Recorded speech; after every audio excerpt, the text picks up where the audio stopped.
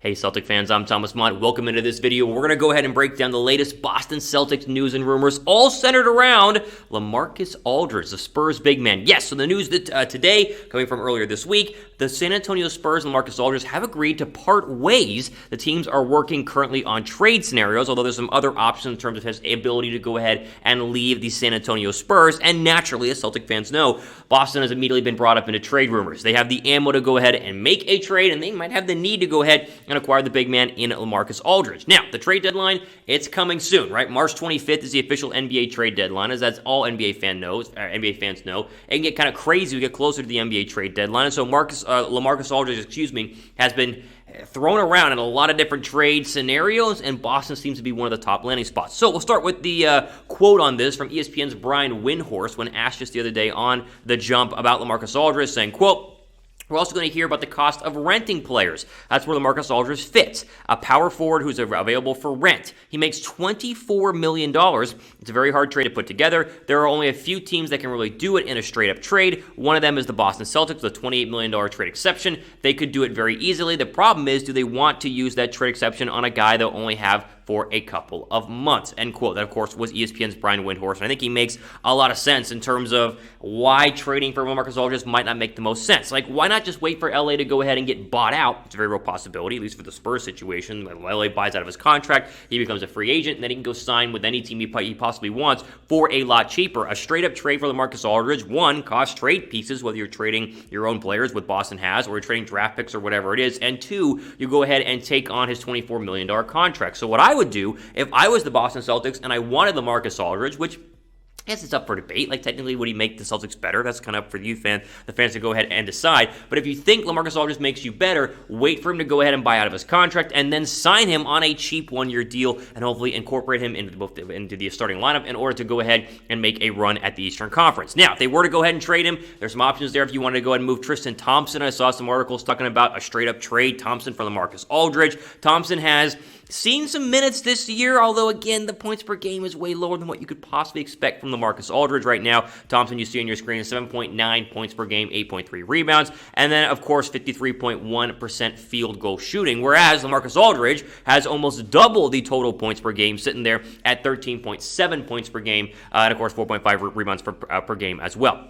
Again, he's an older player sitting there at 35, and so the option of trading for him and then assuming the contract and then just renting him for a limited amount of time, as Brian Windhorst mentions, makes it to me a little bit difficult for the Boston Celtics to go ahead and pull the trigger on something like this. However, with where they currently stand in the Eastern Conference, and as you obviously know, the Boston Celtics had kind of an iffy first start to the NBA season, at least for the first half, as they currently sit middle of the pack in the Eastern Conference. Maybe adding a guy with the experience and star power with LaMarcus Aldridge is exactly what the Boston Celtics could hope to go ahead and do. Now, the final thought on this in terms of if LaMarcus Aldridge even wants to be a Boston Celtic, like let's say he gets bought out and he goes sign with any other team, the conventional wisdom, though, is that he wants to go play for a team that is guaranteed to get him to an NBA Finals, because, of course, he's never actually been there during his time with the Spurs and the Portland Trail Blazers. The other teams that were mentioned in terms of the running right now, the easy one, then, of course, every single player is presumably rumored to go to is the Los Angeles Lakers, because you expect them to go ahead and go to the Western Conference Finals, at least probably the NBA Finals, but as well as the Phoenix Suns were tossed around in there and pairing with CP3, and then back to his old team with the Blazers, and get him back there with Dame time and Damian Lillard and CJ McCollum. So there are other options for LaMarcus Aldridge besides the Boston Celtics, but the trade option there would make the most sense because, like Brian Windhorst said, there are a few teams that can really do a straight-up trade, and Boston is one of them because they have the $28 million trade exception. So we'll see. Again, the NBA trade deadline is just a couple of weeks away, and right now the Spurs are working on a trade with LaMarcus Aldridge, although, again, just because they're working on it doesn't mean they're going to get it done. A buyout seems to be the very real likely possibility. If that happens, then LaMarcus Aldridge will be available to go ahead and sign with any NBA team he possibly want, and maybe it could be the Boston Celtics. Now, should the Celtics trade for LaMarcus Aldridge? What do you guys think? Wide down below for yes, and down below for no. I think we get some mixed reaction from all you Boston fans out there. All right, Celtic fans, make sure you guys subscribe to Boston Celtics Today, youtube.com/Celtics TV, as we get closer and closer to the NBA trade deadline. I mean, listen, is Boston going to go ahead and make a trade? Are they going to do their trade exception? Or are they just going to sign somebody? Who knows? We're going to keep you guys posted and covered here on Boston Celtics Today, so make sure you guys go ahead, go down below, and hit the big red subscribe button. Marcus Smart coming back reportedly tonight. Yes, so Marcus Smart has been out since January 30th with that calf strain, and Boston has I mean, listen, they struggle without one of their star guards on the current roster, and then, of course, being smart and the fact that they are 9-9 without him, and the expectation is not only will he return tonight, but he will also be on load management as they work him back into the starting lineup. Now, this all, in my opinion, first off, is great news. You guys should like this video if you totally agree that Marcus Smart coming back is a big deal for the Boston Celtics. Just drop a thumbs up if you guys are excited to go ahead and get Smart back into the lineup, because hopefully he's going to come back and Boston can start to kind of get the balls rolling here on the second half of the NBA season. Now, Marcus Smart yesterday on Wednesday was asked about how he feels and getting back into the starting lineup, or at least getting back into the lineup period, and he said this, quote, "I feel great. Today was the first day to really get out there and play 5-on-5 and get contact and really press it to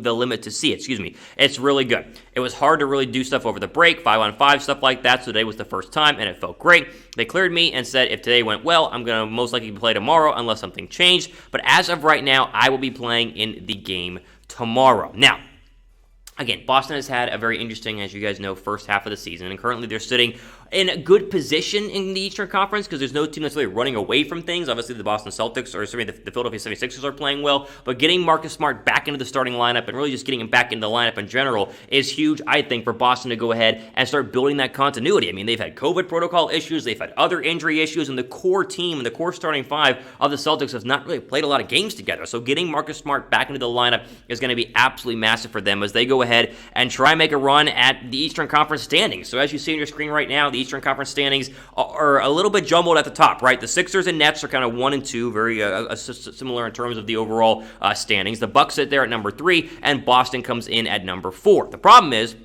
just because they're 4 doesn't mean a couple of losses and they start working their way back, because the Knicks are there just a couple of games, really one game back in the loss column at 5, Heat at 6, Hornets at 7, and the Raptors come in at 8. Really, the Boston Celtics work starts right now, right? Because you get to the second half of the season, the trade deadline comes up, they make a move, do they not? Who really knows?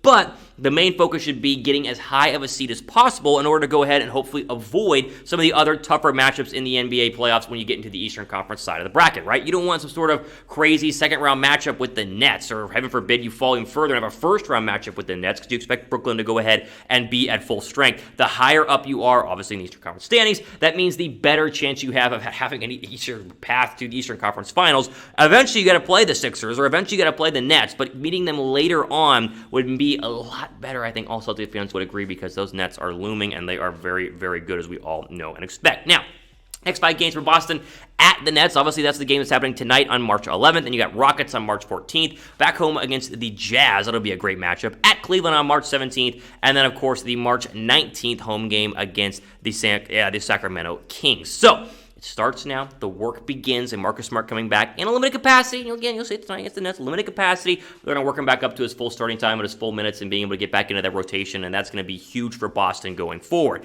Now, we'll end on this. I want your guys' thoughts, level of confidence in the Celtics going forward. How do you feel, right? Currently sitting as the 4 seed after the All-Star break, 19-17, a couple of games behind the Bucks, but still feels like a lot of games. 5 games in the win column behind the Nets and the 76ers. How confident are you in the Boston Celtics going forward on a scale from 1 to 10? So, like, 1 would be, I'm not confident at all. I think the Celtics are going to be absolutely terrible. They're going to be losing a bunch of games going forward. Or the flip side, the positive side of Celtics fans should be a straight up 10. Like, I'm super confident. Maybe they're going to trade for somebody. Maybe they won't. Maybe they're just going to get Smart back and start rolling with all the continuity and the gel between the starting players. I'm at a 10 right now. I want to know where you guys are at on that spectrum. Me, I currently sit at probably a 6 or a 7. I want to see these next couple of games. These next 5 games, as you get Smart back into the lineup, are going to be crucial to seeing what Boston can do going forward. Now, once he's back in the lineup, maybe 10 games from now, 15 games from now, we'll know for sure just how good this Boston Celtic team. But I'm going to hold back my reservations just a little bit and put it currently at the Celtics being at a 7 or an 8. So we'll see. Again, Marcus Smart coming back tonight, coming back off of that calf strain. We'll see how he does with load management. We'll see how many minutes that he plays. But good news for Boston is they're coming off of a 4-game winning streak heading into the All-Star break. Can they keep that going? We'll see tonight when they go ahead and take on the Brooklyn Nets. All time in this video, again, I am Thomas Mott as we go ahead and sign off for the rest of your day.